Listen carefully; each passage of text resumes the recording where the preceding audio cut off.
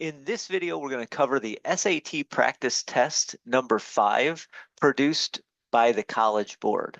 And more specifically, we're going to do module 2 of the math portion of that practice test. If you're looking for the test, you can go to the College Board website, and under the paper practice tests, there will be various tests. Again, we're covering test 5 in this video. You can also go to this link, or again, just Google College Board practice tests. If you do that, you'll get to this website, the full-length paper practice tests from the College Board SAT suite. And again, I'm going over test 5 now. If you click bundle 5 here, you can download that test using this link. There's also answers to your tests and answer explanations. My answer explanations might be slightly different in some cases, but we'll end up with the same answer values. There'll also be a link to a PDF file, to the practice test PDF file in this video description. When you download the test, it looks like this. Obviously, there's a reading and writing portion at the beginning. I am not going to cover that. My focus is the math portion of the practice test. And there's another video that covers module 1. I am covering module 2 in this video. That starts at page 40. On page 40, this gives you a bunch of formulas and some information about arc lengths. We may use those formulas once we look at some of the problems. It also, on the next page, on page 41, tells you how to write your answers. And we may come across that as well. And then on page 42, the questions actually start. So let's get started in module 2 of practice test number 5. Question 1 of this practice test number 5, module 2, says, what is 20% of 440? So 20% of something means I need to multiply 20%, which as a decimal is 0.20, times whatever that number is. Well, in this case, that's 440. If you take 0.2 times 440, or 0.20 times 440, you end up with 88. And therefore, the answer to question 1 is B, 88. And that's it.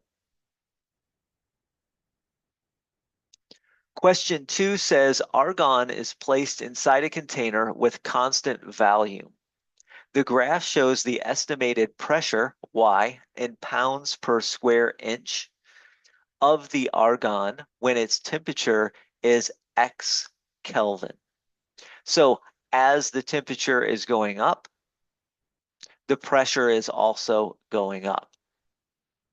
This says, what is the estimated pressure of the argon in PSI when the temperature is 600 kelvins? So we look at where 600 kelvins is at, and we trace it up. We look at the point at which the line goes through when X is 600. It looks like it goes through the point 612. And so when the temperature is 600 kelvins, the PSI looks to be 12. So the answer there is 12, which is B. I'm just going to circle that because there's no work. So B, 12 is the answer to question number 2.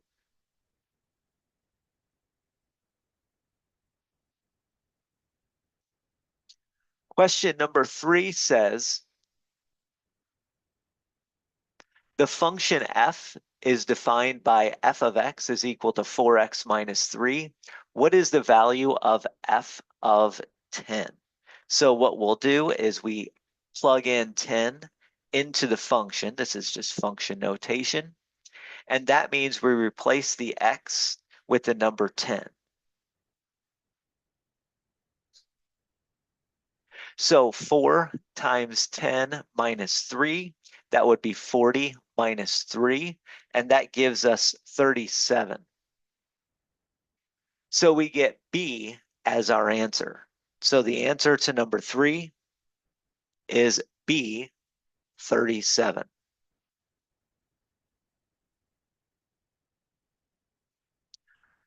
Number 4 says which expression is equivalent to 16x to the third y squared plus 14xy. So when we're looking at 16x to the third times y squared plus 14xy, we have two terms,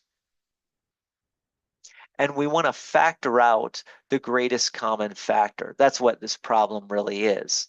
If you look at these expressions, they're all factored versions of some expression, some other expression. So what you would do is you'd say the greatest common factor of 16 and 14 is 2. That's the greatest integer that can divide both 16 and 14. The greatest common factor between x to the third and x is just x. And the greatest common factor between y squared and y is y. So now we factor 2xy out. And by doing that, the leftover term can be determined by just dividing 2xy, dividing this term by 2xy. So 16 divided by 2 is 8. X to the third divided by x is x squared. Y squared divided by y is y. And then plus, I'll do the same for the other term. 14 over 2 is 7. X over x is a 1. I don't have to write times 1. Y over y is a 1, so I don't have to write a 1. So there we go. 2xy multiplied times the quantity 8x squared y plus 7. And you'll notice that once again, we get answer B. Weirdly, in this test, it starts out with 4 answer B's in a row.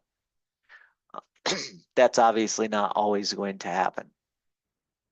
But in this case, the answer to question 4 is B.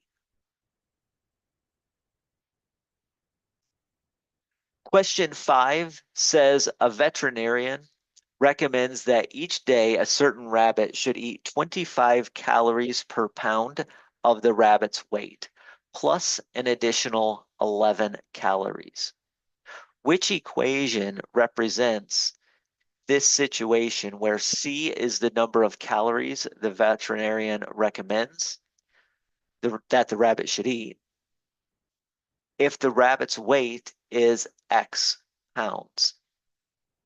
Well, the veterinarian says that the amount of calories is going to be equal to 25 calories per pound. That's going to be 25 times X plus an additional 11 calories. So in this case, we get the equation C equals 25x plus 11, which is answer D. So the answer to number 5 is D, which is C equals 25x plus 11.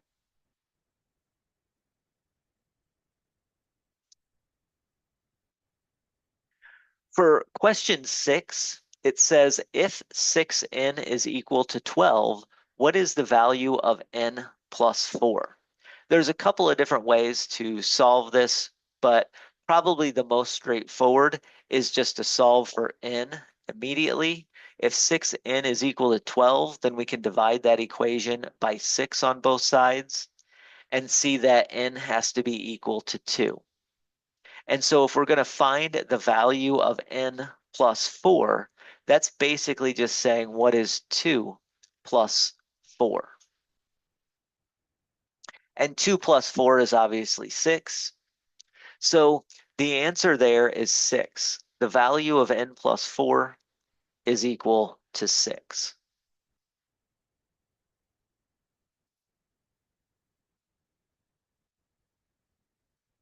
Question 7 says, what is a solution to the given equation?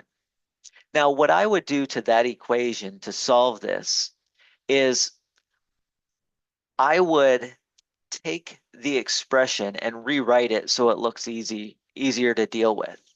In particular, we have a minus 7 on one side and equal to a minus 7 on the other. So I can add 7 to both sides and then end up with d minus 30 times d plus 30 is equal to 0. So that's what I get when I add 7 to both sides. Now I have two factors multiplying times each other and getting 0. So I can use something we call the zero factor property and say, well, that means d minus 30 is equal to 0, or d plus 30 is equal to 0. This gives me two different solutions. One of the solutions is going to be when d is equal to 30. The other solution is going to be when d is equal to negative 30. Now, the question just asks for a solution.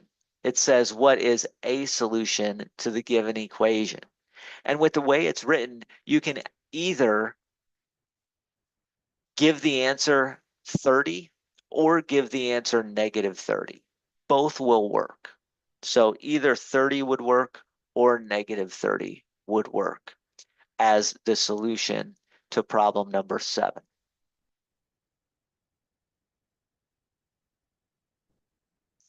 Problem number 8 says line R in the xy plane has a slope of 4 and passes through the point 0, 6. Which equation defines the line R? So 8 is nice if you know the slope-intercept form of a line. The slope-intercept form of a line is y equals mx plus b, where m is the slope of the line and the y-intercept is 0, comma b. Well, that's given to me. Both of those features are given to me. It says line R has a slope of 4. That's going to mean m is 4. And goes through the point 0, 6. Going through the point 0, 6 means that since 0, 6 is the y-intercept, it means that the b value is going to be 6. So we get 4x plus 6 as the equation of that line with slope 4 going through the point 0, 6. And that's obviously D. So we see that the answer to number 8 is D, as in dog. Question 9 starts out with a graph. It says a competitor diver dives from a platform into the water. The graph shows the height above the water in meters of the diver X seconds after diving from the platform. What is the best interpretation of the x-intercept of the graph? Now, the x-intercept is where the graph hits the x-axis. So the x-intercept is this point right here. So what the diver is doing, they're diving from a platform into some water. This shows the height above the water in meters. So what this is telling me, basically, since this is height above the water, once you hit 0, that's when you hit the water. And it looks like you're a little bit past 1.5 there. So it looks like the diver is hitting the water 1.6 seconds after they jump off the platform. So that's how I would interpret that. The diver hits the water after 1.6 seconds, and that's what the x-axis mean, or the x-intercept means. So we get B there as the answer to this problem. That is problem number 9, to be specific. So B is the answer to problem 9. Let's look at problem 10. It says the kinetic energy in joules of an object with mass 9 kilograms traveling at a speed of v meters per second is given by the function k, where k of v is equal to 9/2 times v squared. Which of the following is the best interpretation of k of 34 is equal to 5,202? Well, basically, 9 kilograms, or kilograms, that's here. We have dividing by 2 times a v squared. V is the speed in meters per second. And K of V is standing for the kinetic energy in joules. So basically, when we say plug in a 34 into V and get out 5,202, that means if this thing is traveling at 34 meters per second, the kinetic energy in joules will be 5,202 joules. So it's basically saying if the object is traveling at 34 meters per second, it has kinetic energy of 5,202 joules. That is exactly what A is saying. And therefore, A is the answer to question number 10. All of these other ones don't make sense. I won't read those off, but A is the answer to question 10. With number 11, it says the scatter plot shows the relationship between two variables, x and y. A line of best fit for the data is also shown. How many of the 10 data points is the actual y value greater than the y value predicted by the line of best fit? So basically what this is saying is that the line of best fit is doing a prediction. Some of our values are going to end up above the line. Some of our points are going to end up below the line. And above and below the line means that the y value predicted, if a point is above the line, then the y value predicted is below. If the point is below the line, then the y value predicted is above. So for how many of the 10 data points is the actual y value greater than the y value predicted by the line of best fit? Well, it's going to be all of the points that are above the line. So just count how many points are above the line. 1, 2, 3, 4, 5, 6. So 6 points are above the line. That means the answer is C, which is 6. I'll just write the number 6 down. So 6 is the answer. 6 points are above the line.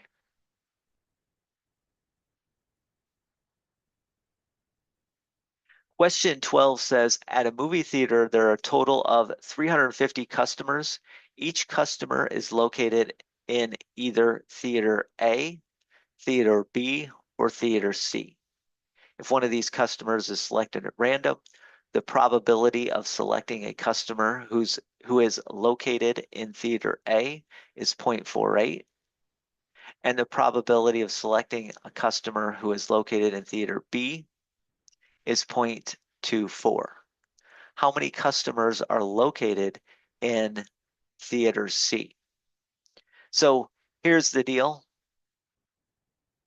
Basically, we have to figure out the probability of being in theater C, and then we have to figure out how many customers that relates to. So in total, there are 350 customers split between the three theaters. The probability of A plus the probability of being in theater B plus the probability of being in theater C together has to be 100%. So the probability has to be 1. We know that probability of being in theater A is 0.48. The probability of being in B is 0.24. And we got to figure out what the probability of C is. So what we would do is add up 0.48 plus 0.24, that's 0.72, and then subtract 0.72 from both sides. If you do that, if you subtract 0.72 from both sides, you get that the probability of being in C is equal to 0.28. So if 350 people total are in the theater,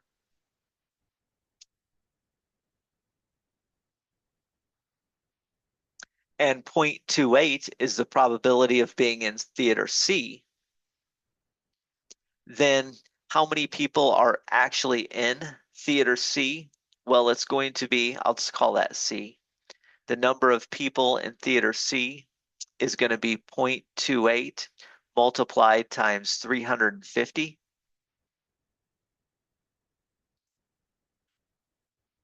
And when you take 0.28 times 350, you get 98 people. So 98 people should be in theater C, and therefore the answer is D. So 98 people are in theater C. And that's it. So D is the answer to problem number 12.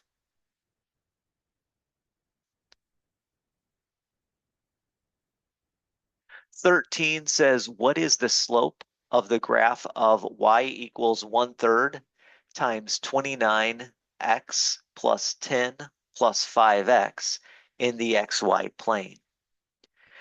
The quickest way to do this is to put this into slope-intercept form. To do that, I'd have to distribute that 1/3. When I multiply that 1/3 2, I'd get 29 over 3 times x plus 10 over 3, and then plus 5x. If you take 29 over 3 and add 5 to that, you end up with essentially 14 2/3. I'm going to write it as a improper fraction. So you would end up with 44 over 3 times x plus 10 over 3 as this line in slope-intercept form. And that means that the slope, well, that's going to be equal to 44 over 3. And 44 over 3, if we round it,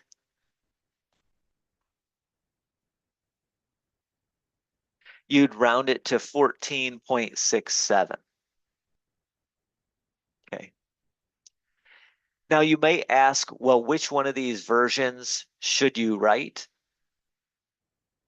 Well, that's part of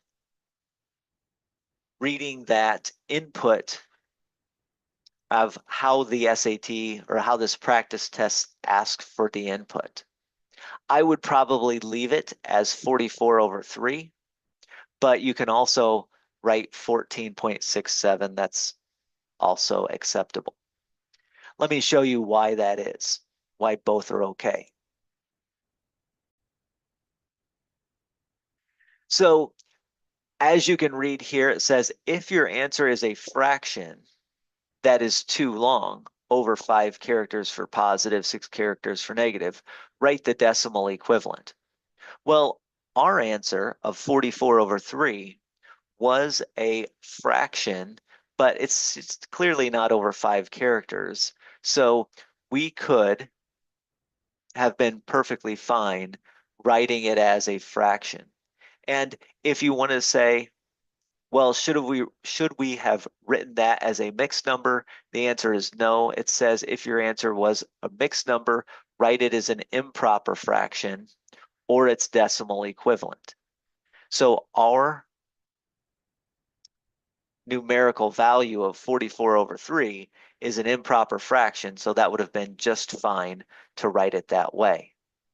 Now, if you wanted to, because it's a mixed number in some sense, write it as its decimal equivalent, that's fine. But it says here, if it's a decimal that's too long, over 5 characters for positive, 6 characters for negative, truncate it or round it to the 4th digit. Well, that's how we rounded it. We rounded it to the 4th digit, 14.67. That is 4-digit numerical digit numbers. So we rounded ours to the 4th digit. 1467 is 4 numerical digits. So either way would have been fine, either the improper fraction or the decimal rounded to 4 digits, 4 significant digits there.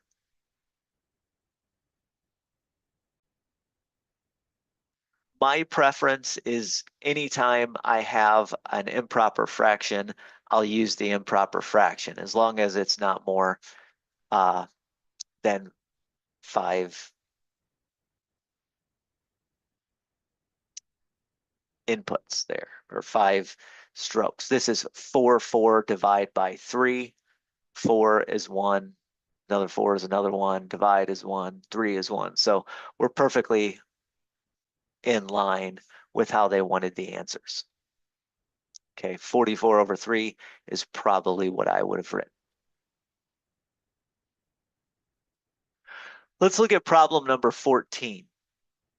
It says the length of each edge of a box is 29 inches. Each side of a box is the shape of a square. The box does not have a lid. What is the exterior surface area in square inches of the box without a lid? So basically, we're talking about a box and we're looking for the surface area. Now, it's good to have a picture in our mind. So I'm going to show you a picture of a box and then kind of talk through what the surface area would be. So when we're talking about a box, we're talking about this shape.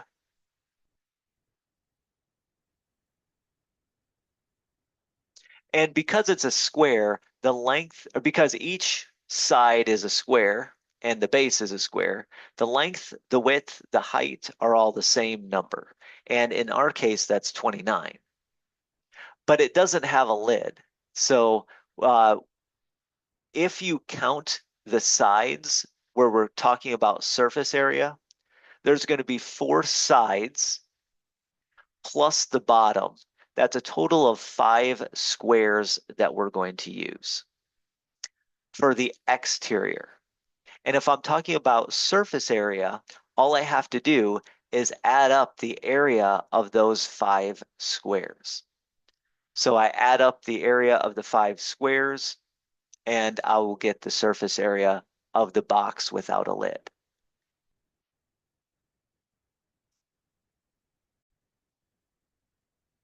So let's go ahead and do that. So what we could do is that the surface area, I'll call it SA for short, is equal to 5 copies of the area of each square. And the area of each square is going to be 29 times 29 because area of a square is side times side. So we take 29 times 29 and then multiply that times 5. That becomes 4,205. Now, technically, if we were talking about labels, that would be in square inches because the 29 is measured in inches. So 4,205 square inches. And this is asking what is the surface area in square inches. So we just write down 4,205. So 4,205 is the answer to question 14.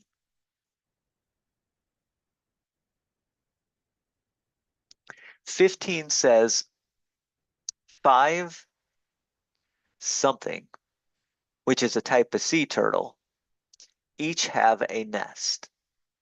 The table shows an original data set of the number of eggs that each turtle laid in its nest.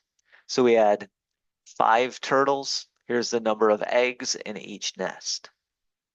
A 6th nest with 121 eggs is added to create a new data set. Which of the following correctly compares the means of the two data sets? This says the mean of the original data set is greater than the mean of the new data set. The mean of the original data set is less than the mean of the new data set. The mean of both data sets are equal, or there is not enough information to compare. Well, you can do this by calculating the mean of this data set and then add 121 and then calculate the mean of that data set. That would be perfectly fine to do. Or you can use a little intuition, and I would probably use a little intuition. Notice that the 121 is below all of these other numbers. So if I average all of these A through E numbers, I'm going to get a mean that's well above 121. Adding 121 to the data set is going to lower the mean. That means the original data set is going to have a higher average than the new data set. And so A is the answer just by intuition. Again, if you wanted to, you could just add up these numbers, divide by 5, and then add up these numbers plus 121 and divide by 6, and see that you get that result as well. But intuition also tells us that the new data set is going to have average that is smaller than our original data set because we're adding a number which is smaller than all the other values. So that's 15. The answer to 15 is A.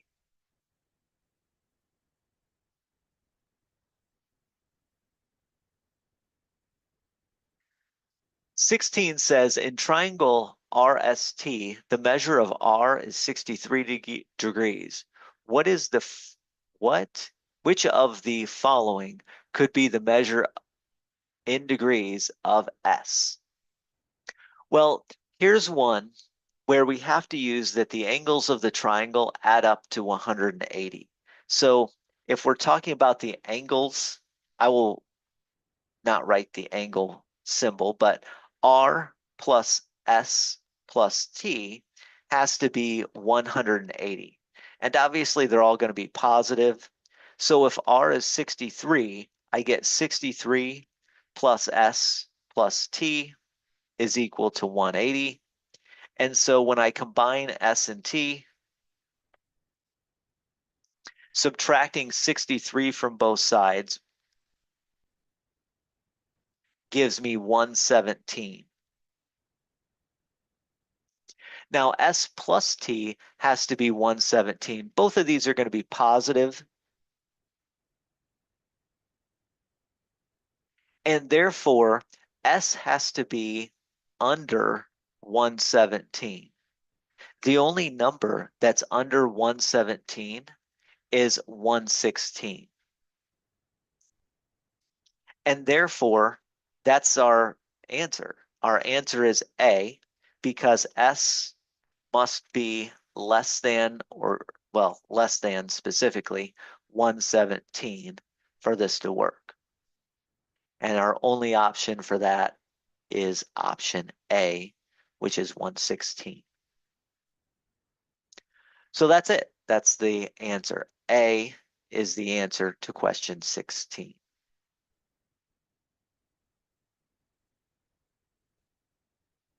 Question 17 asks which expression is equivalent to 8x to the third plus 8 minus the quantity x to the third minus 2.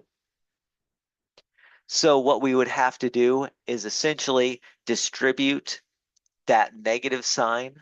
You can do that in your head, but I'll write it with the steps here. When I distribute the negative sign, I get a minus x to the third and then a plus 2 for my second polynomial there. And then I can combine like terms. When I combine like terms, I end up with 7x raised to the third power plus 10.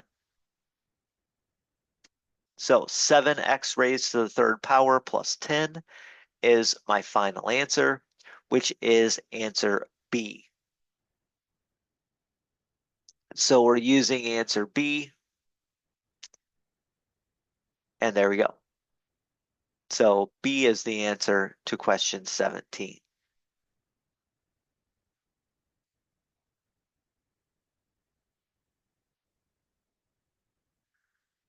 Number 18 says if 4 times the square root of 2x is equal to 6x, or excuse me, is equal to 16, what is the value of 6x? So if 4 times the square root of 2x is equal to 16, what is the value of 6x? So what we're going to do is we're going to essentially solve this.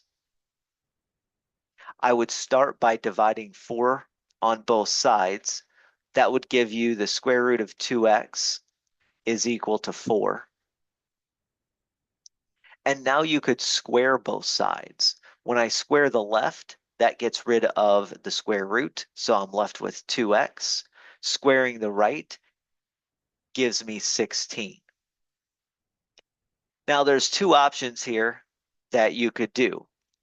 I could divide both sides by 2 and get x is equal to 8, and then multiply both sides by 6, and that gives me 6x is equal to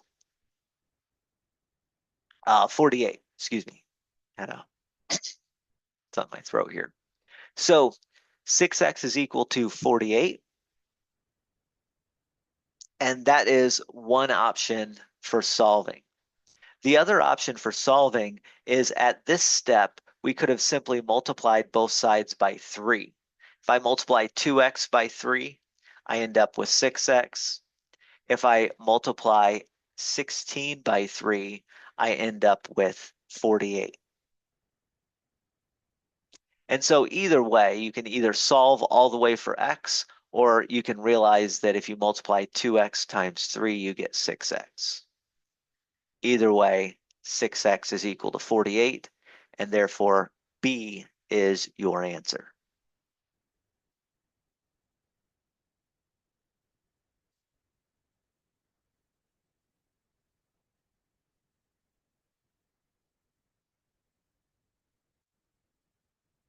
Let's take a look at problem 19. I think we're going to move down. Yeah. For which of the following tables are all the values of x and their corresponding values of y solutions to the given inequality? So the inequality is 2x minus y is greater than 883.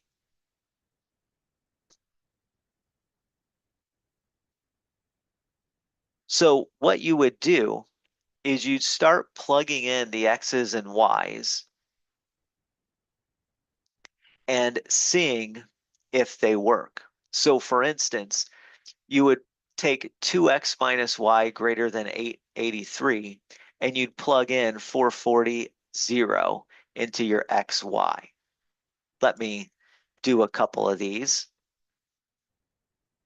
So 2x minus y greater than 883. So for A, I'd plug in 440, 0. 2 times 440 minus 0. Is that greater than 883? Well, simplify the the left-hand side, excuse me, and you get 880 greater than 883. That's obviously false. So now we know that A does not work because one of the points does not work.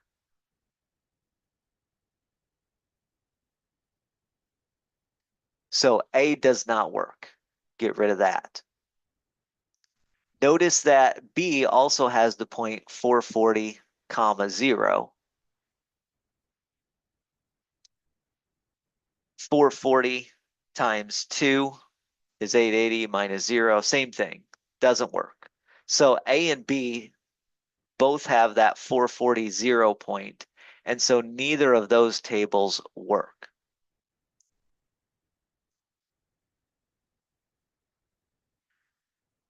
You'll notice that C and D both have 442, 0. If one of them works, then they're both going to work. So I probably won't use that point. But it's differing here. 440, negative 2 versus 440, negative 4. 441, negative 4. 441, negative 2. Let's look at C and plug in either the 440, negative 2. Yeah, let's plug in the 440, negative 2. We would get 2 times 440 minus negative 2 greater than 883. When I simplify that on the left-hand side, that's going to be 882 is greater than 883, which is obviously false. So I know C does not work either. Now you can go about checking every point in D and seeing that if you plug it in to this original equation, you get a true statement. If you plug in the point 442, 0, what you end up getting is an expression which says 884 is greater than 883, which is true. If you plugged in, whoops. So we know A, B, and C don't work. I'm going to erase that. If we plug in the other point of 441, negative 2,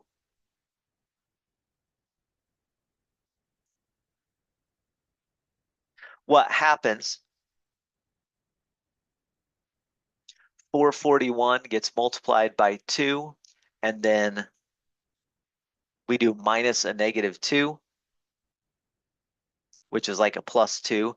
You also get 884 is greater than 883. So that's true as well. And then lastly, if you plug in 440, negative 4, once again, that's going to produce an equation that says 884 is greater than 883, which is true. So all of D, every point in D, you can plug into this inequality and get a true statement each time. And therefore, D is the correct answer. A, B, and C had points where you plug them in and you got an incorrect answer. So there you go. There's other ways to do this problem. You could have graphed it and tried to look for these points on the graph. But the basic algebraic approach is to just see which points work and which points don't. And if all the points work, then the table could, represents points in the solution to that linear inequality. It's that inequality. So D is the answer to 19. Let's look at problem 20. Problem 20 says the solution to a given system of equations is x comma y. What is the value of 30x? So what I would do is I would notice that this is already set up where the y's, the equal signs, the x's, the constants are aligned. And moreover, it's set up where the coefficients on the y's are opposites. So if I were to solve this system of linear equations, what I would do is I would just add those two equations together immediately. When I add those two equations together, the left-hand side becomes 0. The right-hand side becomes 15x minus 10. And then I can solve for x if I would like. So we would end up with 10 is equal to 15x when I add 10 to both sides. Now, again, this is asking for the value of 30x. You can do this two ways. You could divide by 15. If I divide by 15, I would get 10 over 15 is equal to x. You can simplify that. 10 over 15 is 2/3. And then I could plug in 2/3 into 30x. 30x would be equal to 30 times 2/3, which is equal to 20. The other option is you could see that 10 equals 15x is going to give me my solution for x, but I'm looking for 30x. So I could have just multiplied both sides by 2, and that would have given me 20 is equal to 30x at this stage.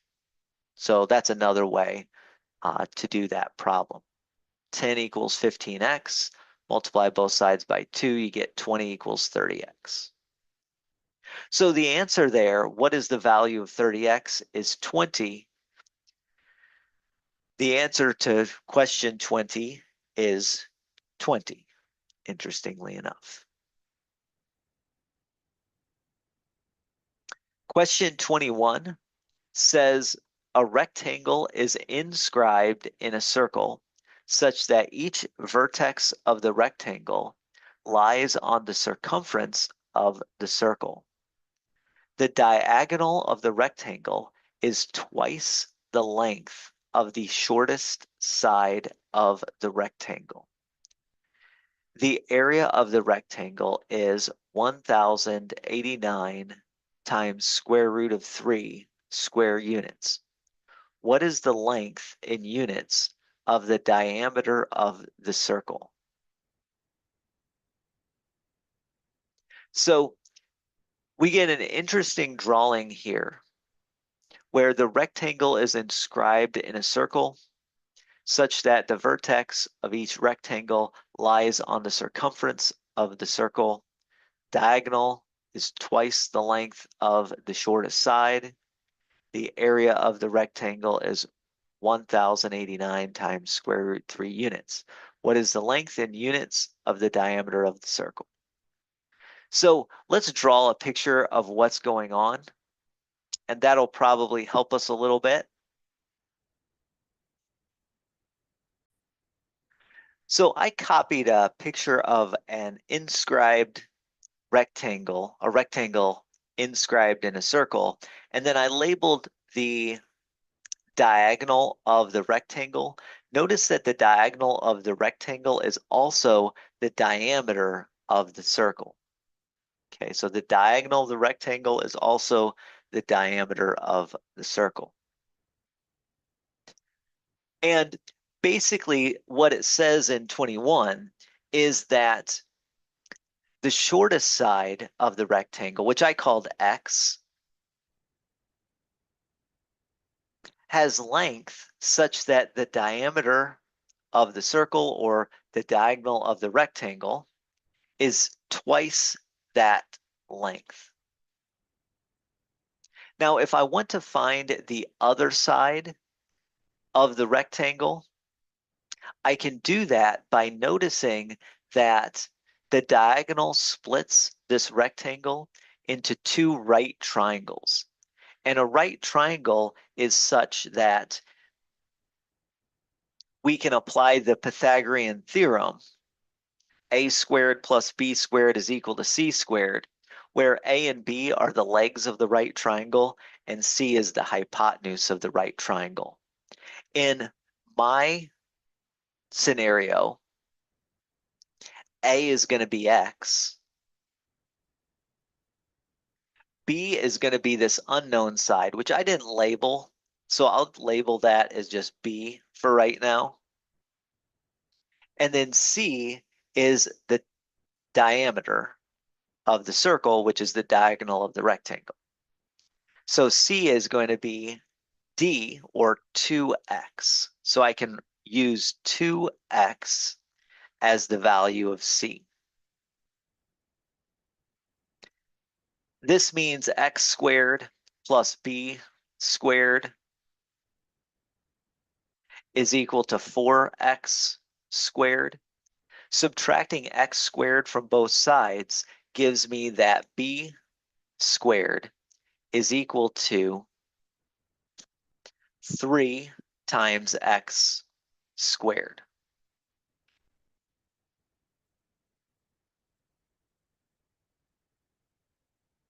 This means that if I take a square root of both sides, positive square root of both sides, I'm going to end up with the length of this other side here, this longer side of the rectangle. So if you take a square root of the right-hand side, we're going to get square root of 3. And then the square root of x squared is just x. So square root of 3 times x, that x is not under the square root. I think I'm going to put that in front just so that we see it's not under the square root. Now, what's the area of a rectangle? Well, the area of a rectangle is just width times length. In this case, the area of the rectangle is, again, width times length. You can think of the width of this rectangle as the x and the length is the b. So the width is going to be x. The length is going to be x times square root of 3. So what we get is that the area based on this diagram has to be x squared times the square root of 3. But we know that that area has to be 1089 times the square root of 3. Since it says the area of the rectangle is 1089 times the square root of 3. So we know that x squared times the square root of 3 is equal to 1089 times the square root of 3. Dividing by the square root of 3 on both sides gives me x squared is equal to 1089. Since I know x is a length, I can take the positive square root of both sides. The square root of 1089 is 33. So that means x is 33, and the b would be 33 times root 3. And then the diameter of the circle, therefore, is 2 times 33, which is 66. So the diameter of the circle, since x is 33, the diameter of the circle is 2 times 33, which is 66. That's also the diagonal of the rectangle. So it's this process that tells me the answer to this question is 66. So the answer to question 21 is 66.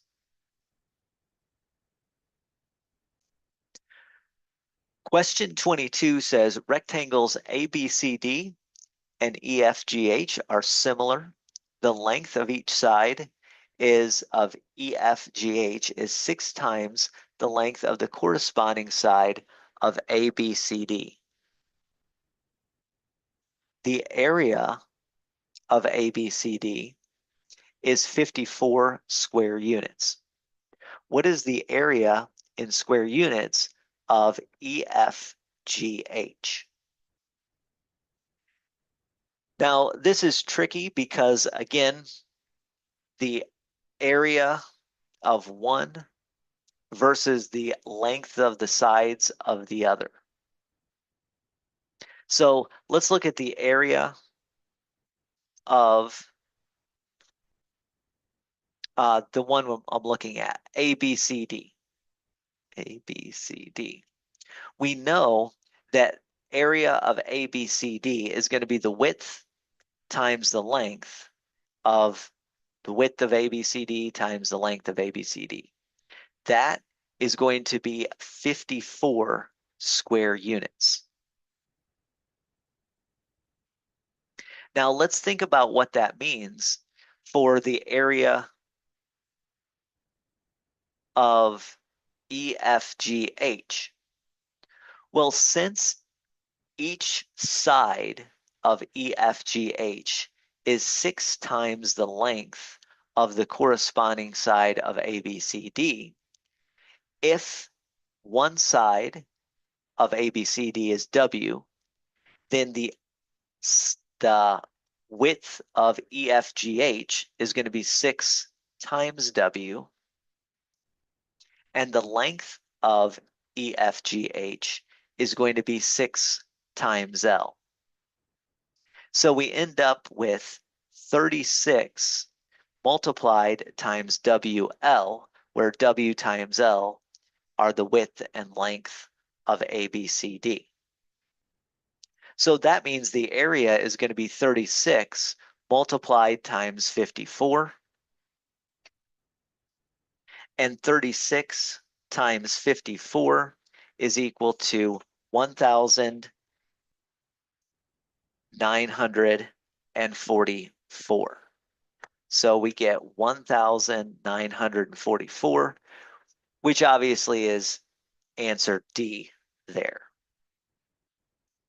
So answer D, 1,944, is the correct answer.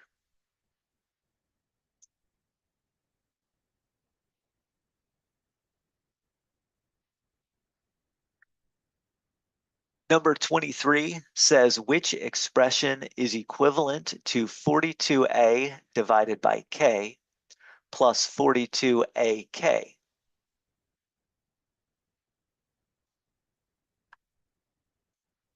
So this is just asking us to do algebra, and basically, if you notice in each of the A, B, C, D, we have one single fraction divided by a k. So that means I need to take this expression, 42a over k plus 42ak, and convert it into something which has denominator of k. I'll do that right here. So what I would have to do is take this right-hand term and multiply on top and bottom by a 1. So I have to multiply times k over k. And what that would do is give me two different fractions. One is 42a divided by k. And the other fraction would be 42a k squared divided by k. K times k is k squared. Now, because these fractions are have the same denominator, I can combine them into one. So 42a plus 42a k squared is all being divided by k. Now that tells me it's either going to be C or D, and I can factor the numerator by pulling out a greatest common factor of 42a. So if you pull out a greatest common factor of 42a, we're left with 1 plus k squared.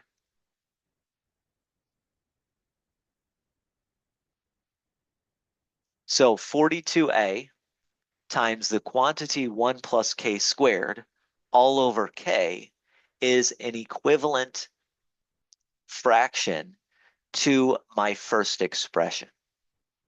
And notice that expression is D.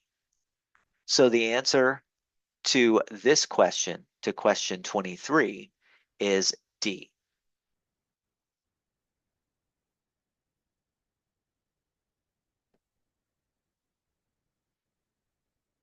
Question 24 says, which quadratic equation has no real solutions? Now, you can do all of the entire solutions to all four of these quadratic equations if you want. Note that these are all set up where we have x squared term, an x term, a constant term on one side, set equal to 0 on the other side. So if you know the quadratic formula is opposite of b plus or minus the square root of b squared minus 4ac all over 2a. And you can just figure out the answers for all four of these if you'd like. But to have no real solutions, you can also see that having no real solutions means this b squared minus 4ac part is negative. So we can just test the b squared minus 4ac part and see for which one of these equations is that b squared minus 4ac negative, because then we'll get imaginary solutions when that happens. So let's check this out. So in part A,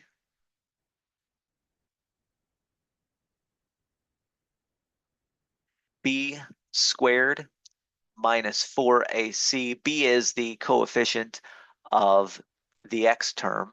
So that would be 14 squared minus 4.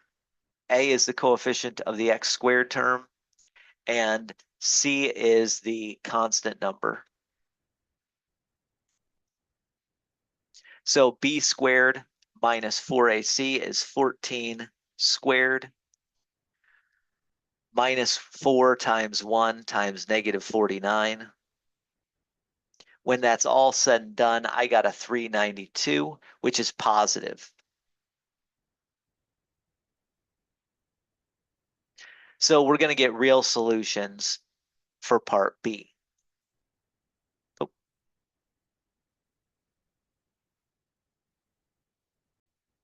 There we go. So for part B, again, b squared minus 4ac, we'd get a negative 14 quantity squared minus 4 times 1 times a positive 49.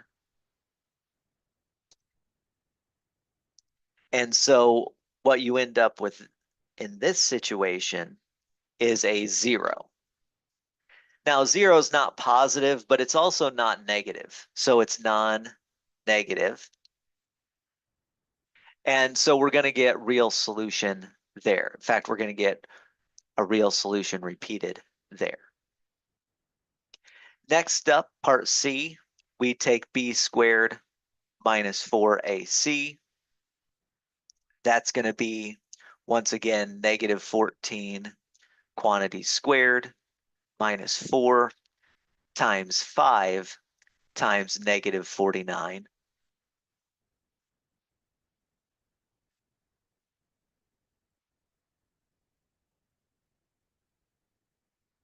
And that gives me 1,176, which again is positive. So I'm going to end up with 2 real solutions. Then we look at b squared minus 4ac on this last one. And what happens is you get negative 14 squared minus 4 times 5 times a positive 49.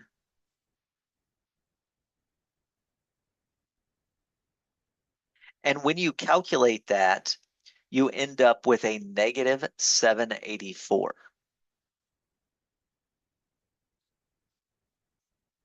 So this is negative, and therefore part D is the one which is going to give you no real solutions, because the square root of this negative number is going to be imaginary, and we're going to get two complex number solutions. So therefore D is the correct answer. D is where you'll get 2 complex number solutions. And we knew that because we're taking a square root of a negative. Let's look at problem 25. The function P models the population in thousands of a city T years after 2003. According to the model, the population is predicted to increase by 4% every n months. What is the value of n? So here's the trick in this case. T is in years. We have to figure out what that means in months. You can see that we're going to be multiplying times 1.04 each time that this exponent increases by 1. So basically, we are going to ask, when is this exponent? Well, when t is 0, we're at exponent 0. 6/4 of 0 is 0. So we're going to ask, when is this exponent equal to 1? When is 6/4 times t equal to 1? Well, it's pretty clear that that happens when t is equal to 4/6.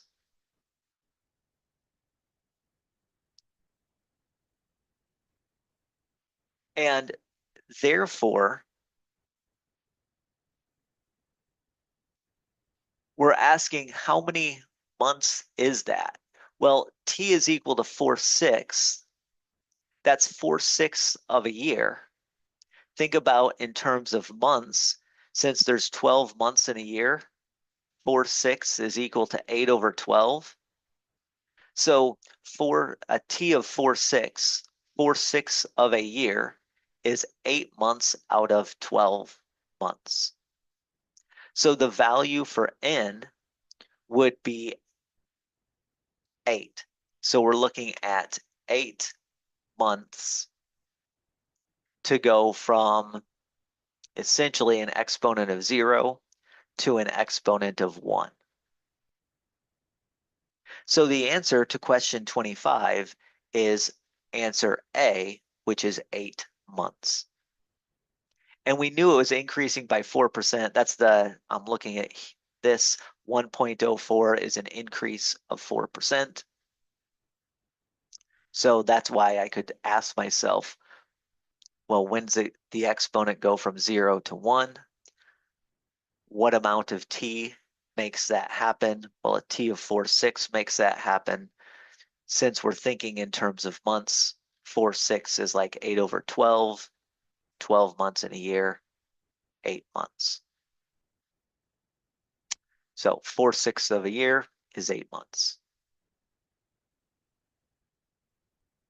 Problem 26 says a circle in the xy plane has center at -1, 1. Line T is tangent to the circle at point 5, -4. Which of the following points also lies on the line T?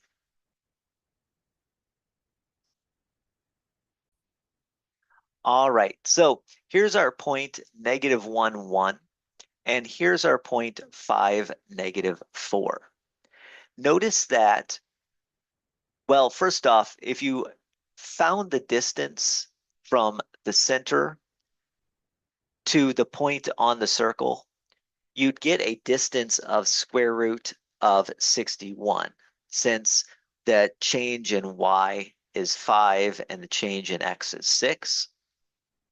So you would go -5, square that, plus 6, square that. -5 squared is 25, plus 6 squared is 36. So 25 plus 36 gives you 61, and then you take the square root of that. So the circle would be x plus 1 squared plus y minus 1 squared is equal to 61. Now, we don't actually need to come up with the equation of the circle, so don't worry about that too much. All we need to do is realize that to go from our center to this point, we went down 5 and over 6. That means the line tangent to the circle is going to, well, tangent, first of all, means we're touching this point and going through. Let me draw the tangent line the best I can. So it's going in this going in this direction. And that direction is going to be perpendicular to the line that connects the center and the edge of the circle. So that's the key, is to realize that the tangent line is perpendicular to the line connecting the center and the edge of the circle. So we're dealing with perpendicular lines here.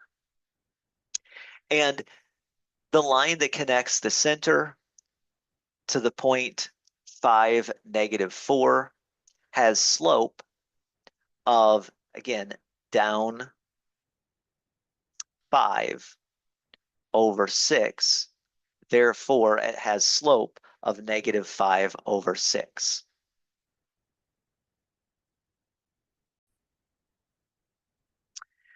So there you go. So this is what we'll do. So the slope of line from center to the point 5, -4 is -5 over 6. We want the slope of line T, the one we're going to find, the tangent line, to be perpendicular to that. And therefore, perpendicular slopes are negative reciprocals of each other. So the negative reciprocal of -5 over 6 is a positive 6 over 5. That means if I'm going to write the line T, as slope-intercept form, I know that the slope is going to be 6 over 5. So it's going to look like y equals 6 over 5x plus b. I also know it has to go through the point 5, negative 4. So that means that when we plug in a 5 for x, we'll get a negative 4 for the y. And that allows me to solve for b.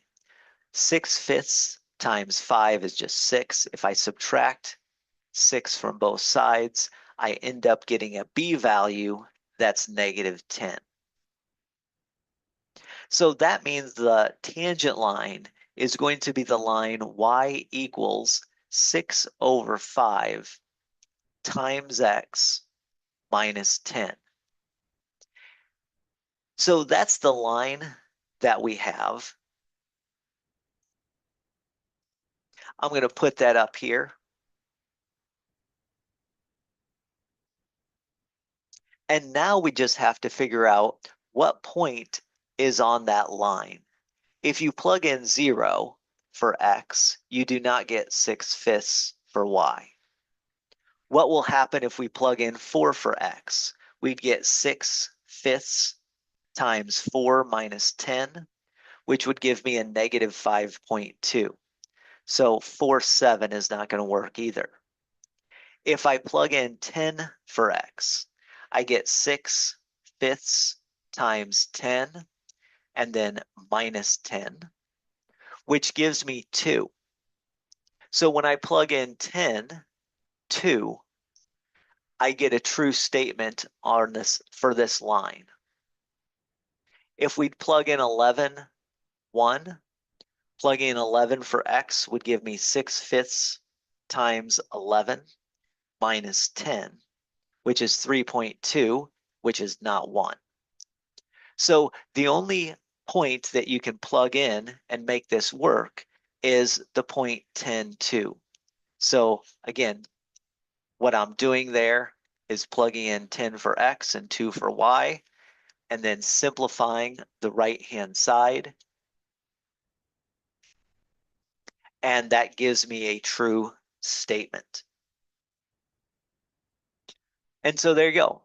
That's the answer to question 26. The answer to question 26 is C. And we got that by knowing that the slope of the line from the center to the outside edge is perpendicular to the slope of the tangent line. And perpendicular slopes are negative reciprocals.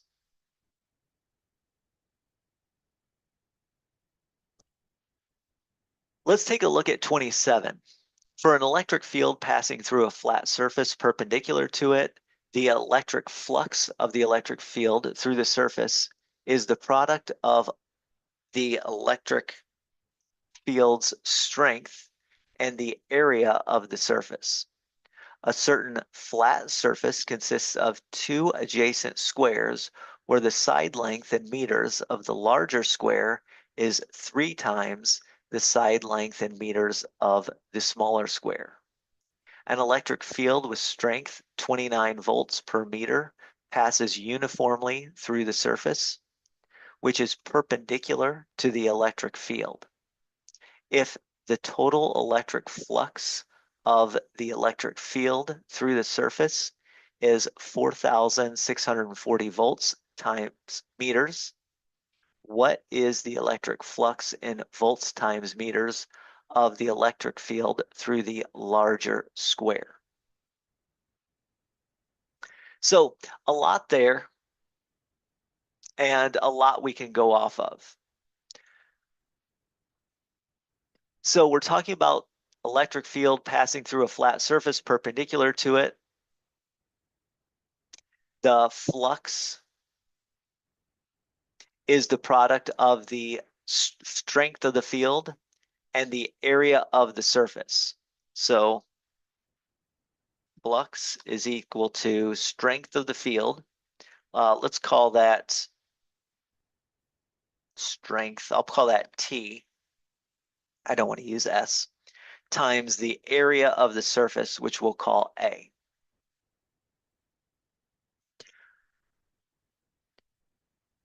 There are two adjacent squares where the side length in meters of the larger square is 3 times the side length in meters of the smaller square. An electric field. So let's think about that. Now let me draw that. So here's the basic drawing I have. So we have two squares next to each other. One has a side length of 3 times that of the other. Now, if you think about this, this means that the total flux is going to be that T, the strength, times the area. Well, what's the area going to be? It's going to be 3s squared plus s squared, because we get the area of the big square plus the area of the small square. We know that the flux is going to be 4,640 when the strength of the field is 29 volts per meter. And when you take 3 squared s squared plus s squared, that's 9s squared plus s squared, that gives me 10s squared.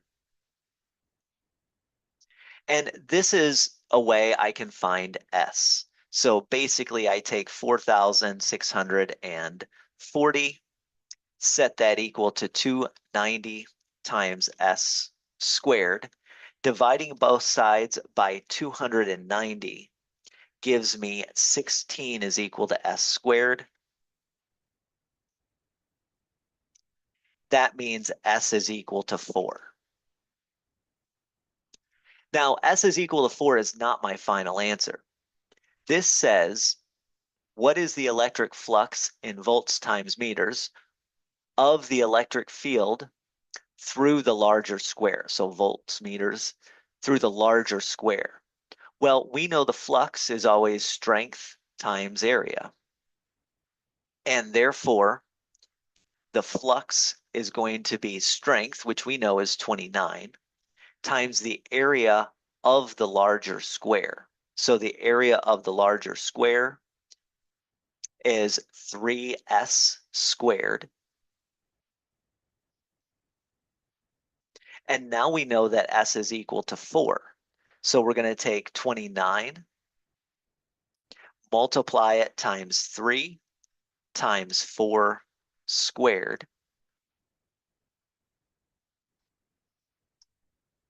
And if you do that, 29 times, I'm sorry, I misspoke. I made a calculation mistake real quick. I said 3s squared. That should have been 3s in parentheses squared.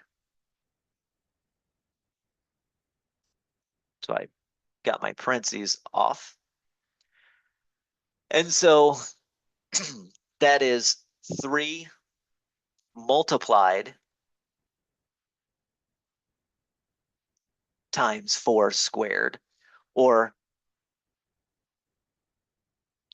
12 squared. So 29 times 12 squared is what we're looking at. And that is 4,176 volts meters. And that's the answer. So 4,176 is the electric flux in volts meters, or volts times meters, of this electric field through the larger square only. So 4,176 is the answer to problem 27.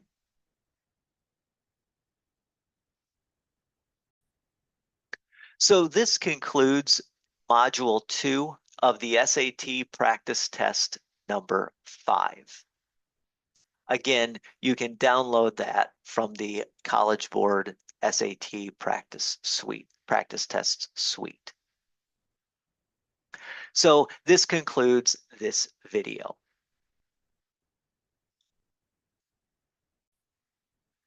You can find module 1 of practice test number 5, a video covering that in the description. You can also find other practice tests done as well on this website.